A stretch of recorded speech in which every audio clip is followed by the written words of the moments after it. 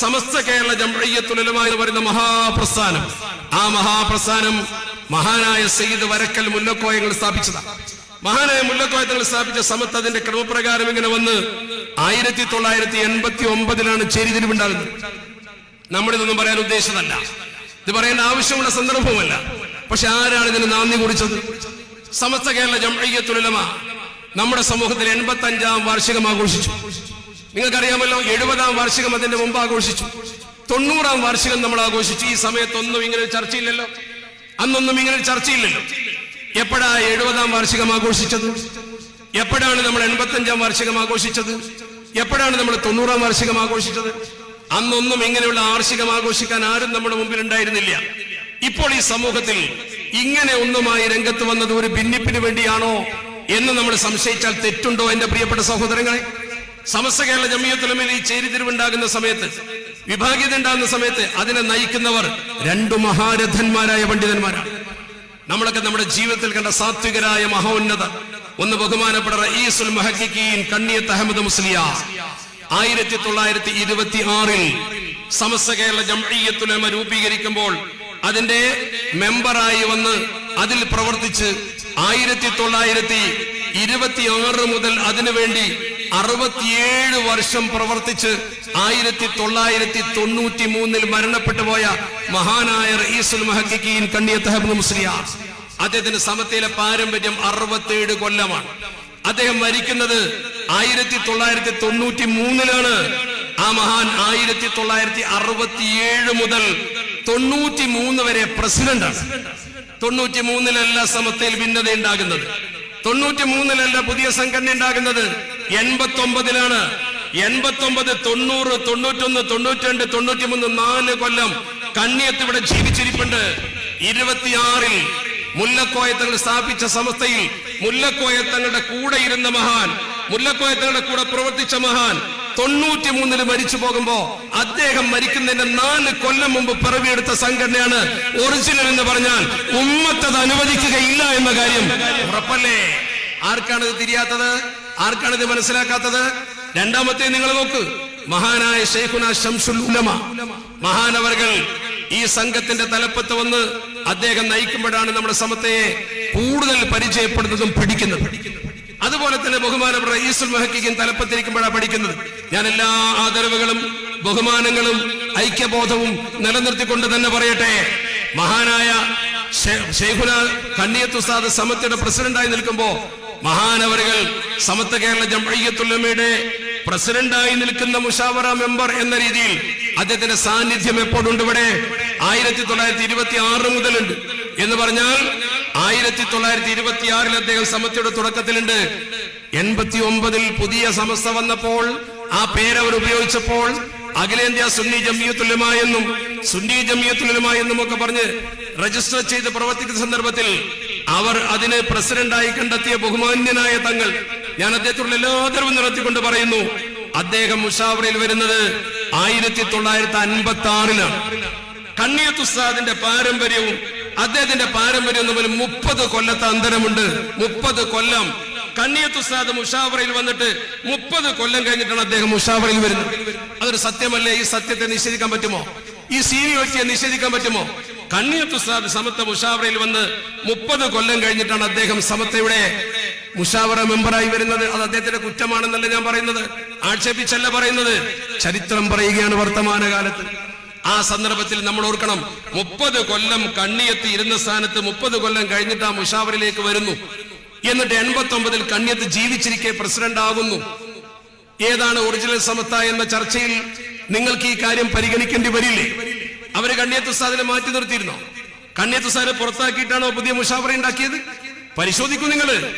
മഹാനായ ശൈഖുനാ ശംസുൽ ഉലമ സമസ്ത മുഷാവറയിൽ വരുന്നത് 1951 അദ്ദേഹത്തിന്റെ സ്ഥാനത്ത് പിന്നീട് ജനറൽ സെക്രട്ടറിയായി വന്ന ബഹുമാനപ്പെട്ടവർ ആ സ്ഥാനത്ത് വരുന്നത്, മുഷാവറയിൽ വരുന്നത് 1974 ബഹുമാനപ്പെട്ട ശംസുൽ ഉലമ മുഷാവറയിൽ വന്ന് 23 കൊല്ലം കഴിഞ്ഞിട്ടാണ് അദ്ദേഹം മുഷാവറയിൽ വരുന്നത്.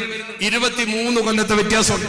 ഈ 23 കൊല്ലത്തെ വ്യത്യാസമുണ്ടെന്ന് മാത്രമല്ല, ബഹുമാനപ്പെട്ട ശൈഖുനാ ശംസുൽ ഉലമ ലോകത്തോട് വിട പറയുന്നത് 1993 1993 വിട പറയുമ്പോ 89 സമസ്ത കേരള ജംഇയ്യത്തുൽ ഉലമയിൽ ഇവർ മാറി നിന്നിട്ടുണ്ട്, മാറ്റി നിർത്തപ്പെട്ടിട്ടുണ്ട്. 89, 90, 91, 92, 93 4 കൊല്ലം അവിടെയും ഈ വ്യത്യാസമില്ലേ? ശംസുലമ ജീവിച്ചിരിക്കുന്ന 4-5 കൊല്ലം അദ്ദേഹം ജീവിച്ചിരിക്കെ അദ്ദേഹത്തിന്റെ കയ്യിൽ നിന്ന് പഠിച്ചവർ പുതിയ സംഘടന ഉണ്ടാക്കുമ്പോൾ ഏതാണ് ശരി എന്ന് ചിന്തിക്കാൻ ഈ ജനസമൂഹത്തിന് കഴിയില്ലേ? ഇത് കൃത്യമാണ്. കോടതിയും വ്യവഹാരങ്ങളും പതാകയും ഒക്കെ ചർച്ച വേറെയാണ്. മുല്ലക്കോയത്തങ്ങൾ സമത്വ രൂപീകരിക്കുമ്പോൾ പതാക കയ്യിൽ കൊടുത്തിട്ടില്ല. മുല്ലക്കോയത്തങ്ങൾ ഈ സംഘത്തെ രൂപീകരിച്ചത് പ്രവർത്തനത്തിന്. പതാക പിന്നീട് സമത്വ കേരള ജംഇയ്യത്തുൽ അംഗീകരിച്ചുവെങ്കിൽ അത് ബറേൽവി പതാക സ്വീകരിച്ചിരുന്ന ഒരു സമൂഹമാണ്. അവിടെയല്ലല്ലോ കാര്യം കിടക്കുന്നത്. സമത്വ കേരള ജംഇയ്യത്തുൽ ഉലമയുടെ സ്ഥാപക നേതാവിന്റെയും നമ്മൾ 96 ശംസുൽ വഫാത്ത് അതിനെ ബഹുമാനപ്പെട്ട ശൈഖുന മരിക്കുന്ന 96-ലാണ്. 1996 അത് ഞാൻ പറയാൻ വരുന്നു. 1996 അദ്ദേഹം മരിക്കുമ്പോ നിങ്ങൾ അതിന്റെ കൃത്യത പരിശോധിച്ച് നോക്കൂ. നിങ്ങൾ 89 കഴിഞ്ഞ് 96 എത്ര ദൂരമുണ്ട്? 1996, 89, 90, 91, 92, 93, 94, 95, 96 6-7 കൊല്ലം ബഹുമാനപ്പെട്ട ശൈഖുന ലോകത്തോട് വിട പറഞ്ഞു പോകുമ്പോ ഈ 7 വർഷത്തെ വ്യത്യാസം വളരെ പ്രധാനമാണ്. നമ്മൾ മനസ്സിലാക്കേണ്ട ഏറ്റവും പ്രധാനം. കണ്ണിയത്ത് ഉസ്താദ് മരിച്ചതാണ് 93. 2 മുത്ത് പറഞ്ഞപ്പോൾ കണ്ണിയത്ത് ഉസ്താദിന് അതേ ഡേറ്റ് വന്നു പോയതാണ്. കണ്ണിയത്ത് ഉസ്താദ് 93 മരിക്കുന്നു, ശൈഖുന ശംസുലമ 96 മരിക്കുന്നു. ആ മരണത്തിനും ഒരു ദൃഷ്ടാന്തമുണ്ട്. ഞാൻ പറയുന്ന വിഷയം കൃത്യമായി നിങ്ങൾ മനസ്സിലാക്കുക. 1996 ശൈഖുന മരണപ്പെടുമ്പോ അദ്ദേഹം 10-40 വർഷം ഇതിന്റെ ജനറൽ സെക്രട്ടറിയായി പ്രവർത്തിക്കുമ്പോ അതൊരു വലിയ പാരമ്പര്യമാണ്. ആ പാരമ്പര്യത്തെ കുറിച്ചാണ് നമ്മൾ ചിന്തിക്കേണ്ടത്. ആ പാരമ്പര്യമുള്ളപ്പോൾ അതിന്റെ ഇപ്പുറത്ത് നമ്മുടെ പൂർവികർ ബറേൽവി പണ്ഡിതന്മാരായ സുന്നി പണ്ഡിതന്മാരുടെ പതാക സ്വീകരിച്ചതിനെ വലിയ വിഷയമായി സമൂഹത്തിൽ അവതരിപ്പിച്ചുകൊണ്ട് ഇന്ന് നമ്മൾ ഒരു സാമൂഹ്യമായ ചിത്രത ഉണ്ടാക്കുന്നതിന്റെ ആന്തരാർത്ഥം നമ്മളൊക്കെ മനസ്സിലാക്കണം. ഞാൻ പറഞ്ഞു വരുന്നത് ഇവിടെ നമുക്ക് കൃത്യമായ ഈ ഗുരുനാഥന്മാരുടെ പാരമ്പര്യം, അവര് സമസ്തയെ നയിച്ച പാരമ്പര്യം, ഇനി അള്ളാഹു നമുക്ക് കാണിച്ചു തന്ന ഒരു ദലീൽ, അള്ളാഹു നമുക്ക് കാണിച്ചു തന്നൊരു മാർഗം നിങ്ങൾ പരിശോധിച്ച് നോക്കൂ. ഈ വിഭാഗീയത ഒക്കെ ഉണ്ടാകുമ്പോ ഇതിന്റെ തലപ്പത്തിരുന്ന വ്യക്തിയാണ് ബഹുമാനപ്പെട്ട ശൈഖുന ശംസുൽ ഉലമ. അദ്ദേഹം വളരെ ഗൗരവത്തോടു കൂടി ഈ വിഷയത്തെ നേരിട്ടു. അദ്ദേഹം കൃത്യമായി പറഞ്ഞു, മുല്ലക്കോയത്തങ്ങളുടെ പാരമ്പര്യമാണ് നമ്മൾ കൊണ്ട് നടക്കുന്നത്. അത് അദ്ദേഹം പറയുകയും സമൂഹത്തെ ബോധ്യപ്പെടുത്തുകയും ചെയ്തു. 3 കാര്യം അദ്ദേഹവുമായി ബന്ധപ്പെട്ട് ഈ സദസ്സിൽ പറഞ്ഞുകൊണ്ട് ഞാൻ അവസാനിപ്പിക്കുക. നമുക്ക് ബോധ്യപ്പെടാൻ, നമുക്ക് മനസ്സിലാക്കാൻ. നിങ്ങൾ ഓർക്കണം, 93 മരണപ്പെട്ട ശൈഖുന കണ്ണിയത്ത് ഉസ്താദ്, 96 മരണപ്പെട്ട ശൈഖുന ശംസുൽ ഉലമ. ഈ 2 പേരും മരിക്കുന്നതിന്റെ വർഷങ്ങൾക്ക് മുമ്പ് ചേരിതിരിഞ്ഞു പോയ ആളുകൾ, ചേരിതിരിയേണ്ടി വന്നവർ, അതല്ലെങ്കിൽ സമത്വക്ക് ആദർശം നഷ്ടപ്പെട്ടുവെന്നും കോഴിക്കോട്ട് ശംസുലമ പൊതുകാര്യത്തിന് ഒരുമിച്ചിരുന്നുവെന്നും ഈ സമൂഹത്തെ ബോധ്യപ്പെടുത്തിക്കൊണ്ട് അതിന്റെ പേരിൽ ഒരു ചേരിതിരിവ് നമ്മുടെ സമൂഹത്തിൽ വന്നപ്പോൾ അതിന്റെ ആ പ്രത്യാഘാതം അനുഭവിച്ച ഈ സമുദായം അതൊക്കെ വളരെ തന്മയത്വത്തോടുകൂടി കൈകാര്യം ചെയ്ത് പ്രശ്നങ്ങളില്ലാതെ പോകുമ്പോ ഒരു 100-ാം വാർഷികം 75, 85, 90 ഒന്നും ആഘോഷിക്കാതെ ഈ ഒരു സന്ദർഭത്തിൽ ഒരു വാർഷികവുമായി വരുമ്പോൾ ഇത് പറയേണ്ടി വന്നത് കൊണ്ട് മാത്രം ഖേദപൂർവ്വം പറയുകയാണ്. വിശാലമായി വേണമെങ്കിൽ ഇവിടെ അടുത്ത മാസം യോഗം നമ്മുടെ സംഘാടകർ സംഘടിപ്പിക്കുന്നുണ്ടെന്ന് അറിഞ്ഞു. അവിടെ വെച്ച് നമുക്ക് വിശദീകരിക്കണമെങ്കിൽ വിശദീകരിപ്പിച്ചാൽ വിശദീകരിക്കേണ്ടി വരുമെന്നേ ഉള്ളൂ. ഞാൻ കൂടുതലൊന്നും പറയുന്നില്ല. ആരോടുമുള്ള വിദ്വേഷം കൊണ്ടല്ല പറയുന്നത്. നമ്മുടെയൊക്കെ മനസ്സിൽ പതിഞ്ഞ ചില സംഭവങ്ങളുണ്ട്. അത് പറയാതിരിക്കാൻ നിർവാഹമില്ലല്ലോ. ആരെയും കുറ്റപ്പെടുത്തുകയല്ല. ഈ സന്ദർഭത്തിൽ ഇവിടെ സൂക്ഷിച്ചു മാത്രമേ ഞാൻ പറയുന്നുള്ളൂ. നമ്മുടെ നേതാക്കളും അങ്ങനെയാണല്ലോ.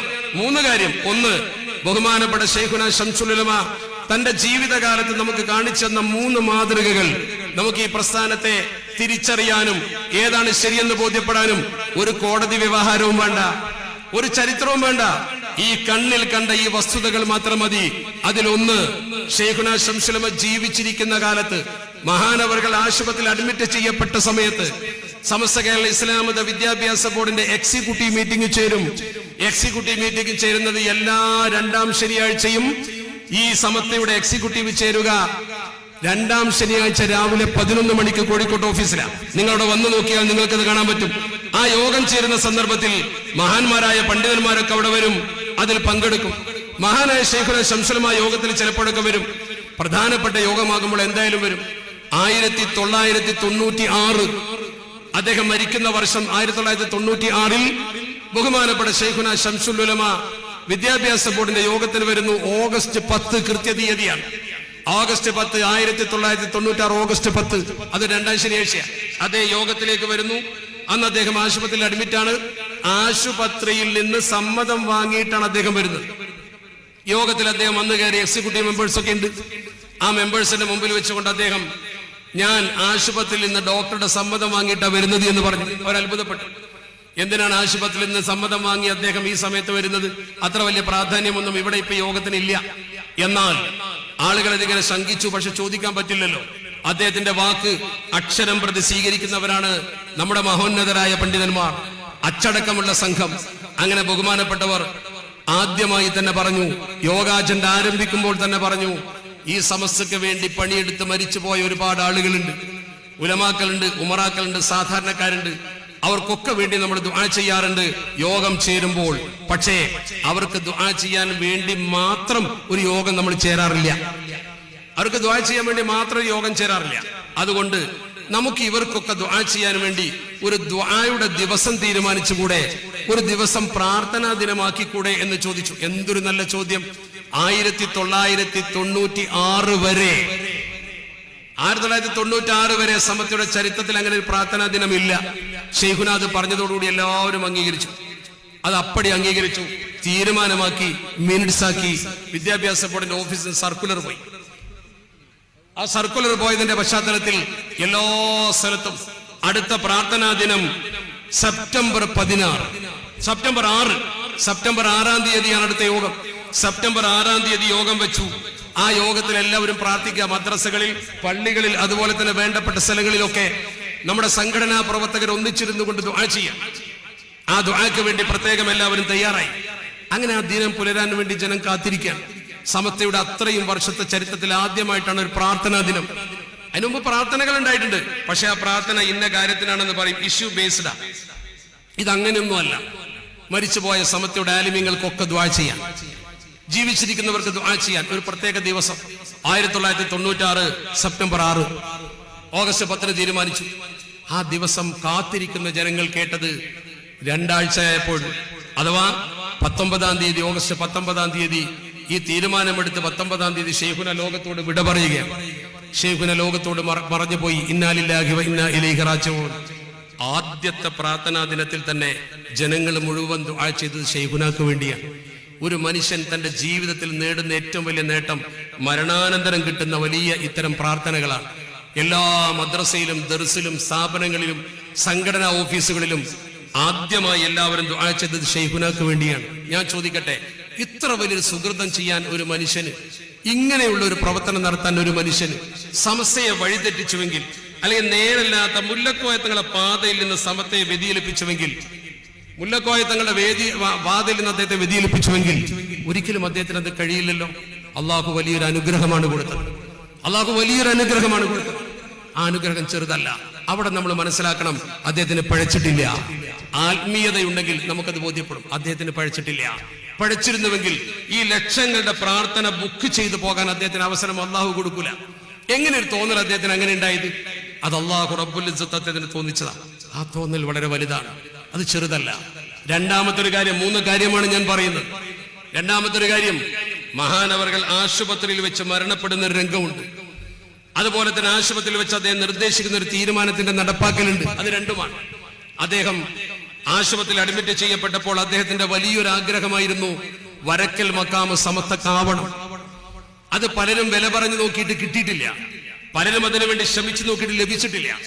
അപ്പോഴാണ് അദ്ദേഹം സമസ്ത കേരള ജമിയത്തുലമയുടെ പ്രസിഡന്റ് സ്ഥാനത്തേക്ക് സയ്യിദ് അബ്ദുറഹിമാൻ ഇമ്പിച്ചിക്കോയ തങ്ങൾ അസ്ഹരി തങ്ങളെ കൊണ്ടുവരുന്നത്. സംഘടനാപരമായി കേരളത്തിൽ അദ്ദേഹത്തിന് സംഘടനാ പരിചയമില്ല. പക്ഷെ അന്താരാഷ്ട്ര പ്രസിദ്ധനാണ്. വിദേശ യൂണിവേഴ്സിറ്റിയിൽ പഠിച്ച വലിയ മഹാനാണ്. നിരവധി ത്വരീഖത്തുകളുടെ ഉടമയാണ്. അനവധി ഹജ്ജുകൾ ചെയ്ത മഹാനാണ്. വലിയ ഇൽമിന്റെ ബഹറാണ്. അദ്ദേഹത്തിന് ഇവിടുത്തെ സംഘടനാ ശാസ്ത്രമൊന്നും അറിയില്ല. അദ്ദേഹം ഗ്രന്ഥങ്ങൾ എഴുതിയിട്ടുണ്ട്. വലിയ പണ്ഡിതനാണ്. ആ മഹാനെ കൊണ്ടുവന്നപ്പോൾ ഞാൻ തന്നെ നേരിട്ട് ശൈഖുനയോട് ചോദിച്ചിട്ടുണ്ട്, സംഘടനാ രംഗത്ത് പരിചയമില്ലാത്ത അദ്ദേഹത്തെ പ്രസിഡന്റ് ആക്കാൻ പ്രത്യേക കാരണം എന്താണെന്ന്. അദ്ദേഹം അതിന് പറഞ്ഞ മറുപടി, അതിലൊക്കെ കാര്യമുണ്ടടാ, അതൊക്കെ പിന്നീട് നിങ്ങൾക്ക് മനസ്സിലാകുമെന്ന് പറഞ്ഞു. അദ്ദേഹം പറഞ്ഞ വാചകമാണ്, ആ ലക്ഷ്യം അദ്ദേഹം നേടി.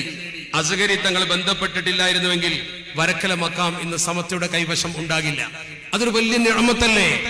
അവിടെ കിടക്കുന്ന മഹാനായ പണ്ഡിതൻ, ആ വരക്കൽ മുല്ലക്കോയ തങ്ങളുടെ ആ മക്കാമടക്കമുള്ളത് ഇന്ന് പരിപാലിക്കുന്ന സമത്തയാ. അത് പരിപാലിച്ചപ്പോൾ ഉറൂസ് ഉണ്ടായി, അത് പ്രസിദ്ധമായി. ഇന്ന് വലിയൊരു മസാറായി അത് അറിയപ്പെട്ടു. നേരത്തെ അറിയപ്പെടുന്ന മസാറാണെങ്കിലും അവിടെ ഉറൂസ് ഉണ്ടായിരുന്നില്ല. ഇത്ര വലിയ സമസ്തക്ക് നേരിട്ട് പരിപാലിക്കാൻ കഴിഞ്ഞിരുന്നില്ല. ഇന്ന് സമത്തയുടെ ബാനി ഹദറത്തിനെ പരിപാലിക്കുന്നത് ഈ സമസ്ത കേരള ജംഇയ്യത്തുൽ ഉലമയാണ്. ബാനി ഹദറത്തിന്റെ മക്കാമ് കൈകാര്യം ചെയ്യുന്നത് സമസ്ത സ്ഥാപിച്ച മക്കാം, സമസ്ത സ്ഥാപിച്ച ഒരു വലിയ സംവിധാനം. നിങ്ങൾ നോക്കവിടെ ആ മക്കാമ് സമസ്ത മനോഹരമാക്കി, അവിടെ വലിയ സംവിധാനങ്ങൾ ഉണ്ടാക്കി. അവിടെ സമസ്തയുടെ അൽബിർ ഓഫീസ് വന്നു. ഞാൻ പറയട്ടെ, സമസ്ത കേരള ജംഇയ്യത്തുൽ ഉലമയുടെ സ്ഥാപക നേതാവിന്റെ മക്കാമ് കൈകാര്യം ചെയ്യാൻ ആർക്കാണ് അധികാരം അള്ളാഹു കൊടുത്തത്? ഇത് പടച്ചറപ്പ് ആഗ്രഹിക്കാതെ കൊടുക്കില്ലല്ലോ, അള്ളാഹുവിന് തൃപ്തിയില്ലാതെ കൊടുക്കില്ലല്ലോ. അത് മതി പൊതുജനങ്ങൾക്ക് ദലീല്. അതിലപ്പുറം എന്ത് വേണം? മൂന്നാമത്തെ കാര്യം നിങ്ങൾ നോക്കൂ. അവിടെ ശൈഖുനാ ശംസുൽ ഉലമ ആശുപത്രിയിൽ വെച്ചുകൊണ്ട് ഇത് രജിസ്റ്റർ ചെയ്തിരിക്കുന്നു എന്ന വിവരം വന്ന് പറഞ്ഞപ്പോ മഹാനവറുകൾ പറഞ്ഞൊരു വാക്കുണ്ട്, എന്നെ അവിടെയാണ് മറവ് ചെയ്യേണ്ടത്. അദ്ദേഹം പറഞ്ഞ വാക്കാ. അന്ന് ആ റൂമിലുള്ള ആളുകളോട് ചോദിച്ചാൽ അറിയാം. അവരൊക്കെ സങ്കടത്തോടെ പറഞ്ഞു, എന്താണ് ശൈഖുന പറയുന്നത്? തമാശ പറയുന്ന ലാഘവത്തോടു കൂടി ശൈഖുന ഒരു തമാശ പോലും പറഞ്ഞു അത്രേ, എടാ എന്നെ ഇപ്പൊ അവിടെ കൊണ്ടുപോയി മറവ് ചെയ്യാനല്ല, മരിച്ചിട്ട് അവിടെ മറവ് ചെയ്യാനാണ് ഞാൻ പറഞ്ഞത് എന്ന് പറഞ്ഞു. അങ്ങനെ മഹാനവറുകൾ പറഞ്ഞു, എന്നെ അവിടെ മറവ് ചെയ്യണം. അങ്ങനെ മറവ് ചെയ്യണമെന്ന് പറഞ്ഞപ്പോൾ മഹാനവറുകൾ അവിടെയാണ് മറവിട്ട് കിടക്കുന്നത്. ബാനി ഹദറത്തിന്റെ കാൽക്കൽ ശൈഖുന മറവിട്ട് കിടക്കുമ്പോ ആ മറവിട്ടത് മുസ്ലിമീങ്ങൾക്ക് ദലീലാണ്, നമുക്ക് മാർഗമാണ്. അദ്ദേഹത്തിന്റെ മറഫിയത്തിൽ പറഞ്ഞു,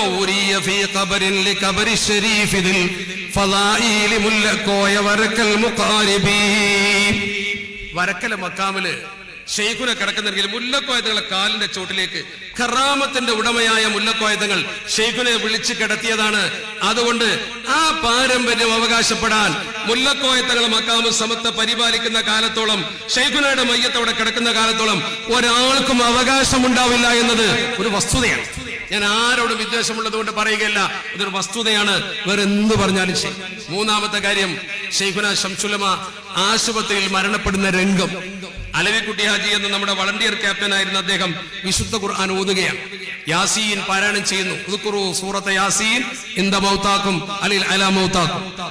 അതിങ്ങനെ ഓതിക്കൊണ്ടിരിക്കുമ്പോൾ അതിന്റെ അവസാനത്തെ വാചകം ലാ ഇലാഹ ഇല്ലല്ലാഹ്.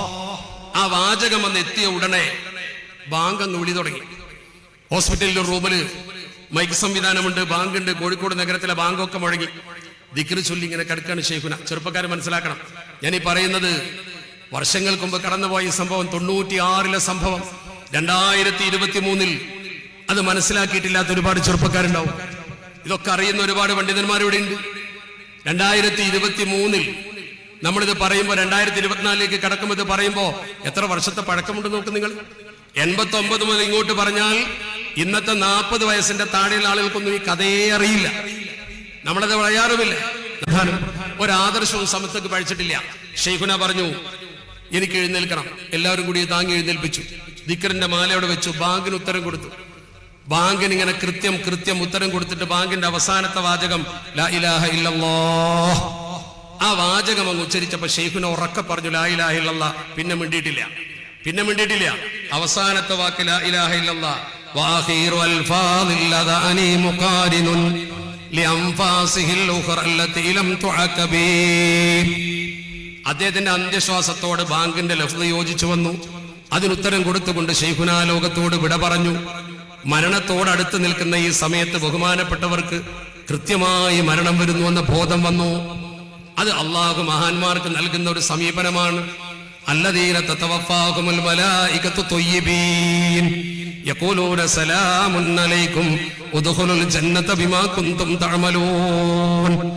നല്ല രീതിയിൽ അള്ളാഹു ഒരു മനുഷ്യനെ നന്മയിൽ ജീവിപ്പിച്ചാൽ ജീവിതം പോലെ മരണമാകുമെന്ന് പരിശുദ്ധ തിരുദൂതർ പഠിപ്പിച്ചിട്ടുണ്ട്.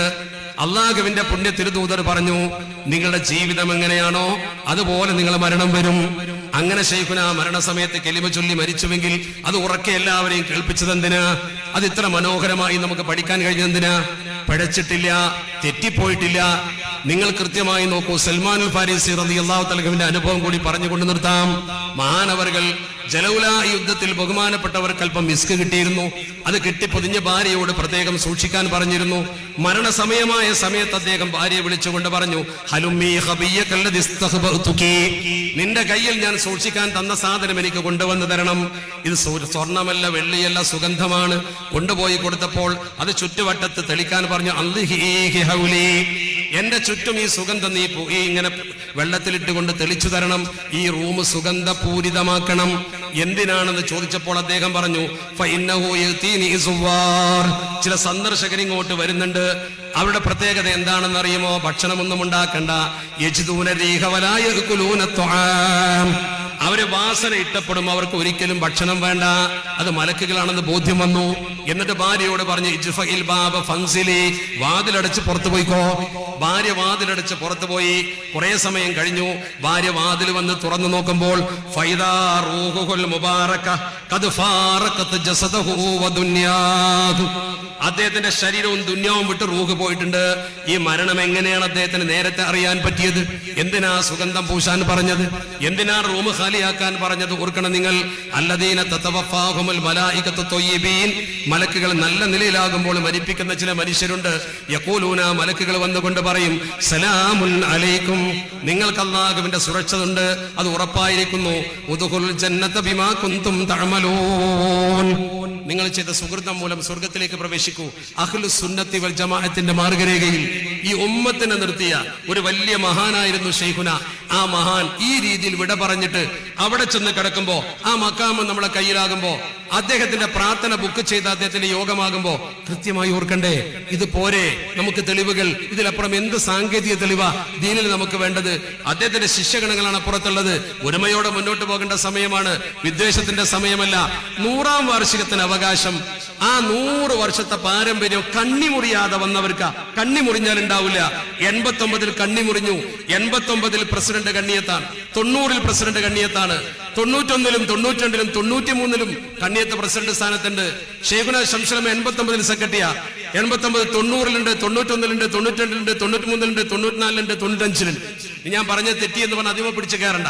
അത് കണ്ണിയത്ത് ഉസ്താദിന്റെ മരണവർഷവും ശംസുലയുടെ മരണവർഷവും ഒരുപോലെ പറഞ്ഞു പോയതാ. അവിടെ നിങ്ങൾ മനസ്സിലാക്കണം, ഈ ഒരു തെളിവ് കൊണ്ട് തന്നെ നമുക്ക് ഇതിലപ്പുറമൊന്നും ചിന്തിക്കേണ്ട കാര്യമില്ലെന്നിരിക്കെ സമൂഹത്തിൽ പുതിയൊരു അവകാശവാദവുമായി വരുന്നത് നമ്മിൽ പുതിയ ഭിന്നിപ്പുകൾ സൃഷ്ടിച്ചുകൊണ്ട് പഴയ പടിയിലേക്ക് വീണ്ടും ചർച്ചകൾ തുറക്കാനാണ് എന്ന് മനസ്സിലാക്കുന്നു. നമ്മൾ ആ ചർച്ചയിൽ ഇടപെടുന്നില്ല. അല്ലാഹു റബ്ബുൽ ഇസ്സത്ത് ബഹുമാനപ്പെട്ട സൈലബിദ്ദീൻ തങ്ങളുടെ കൂട്ടുപ്രാർത്ഥന ഉണ്ട് എന്ന കാര്യം നിങ്ങൾ അറിയിക്കാൻ വേണ്ടി പറഞ്ഞിരുന്നു. അത് നിങ്ങൾ അറിയിക്കുന്നു. ബഹുമാനപ്പെട്ട തങ്ങളവരുടെ ഭക്തി നിർഭരമായ പ്രാർത്ഥനയുണ്ട്. അതിലുകൂടി പങ്കെടുത്തിട്ടേ നിങ്ങൾ പിരിയാവൂ.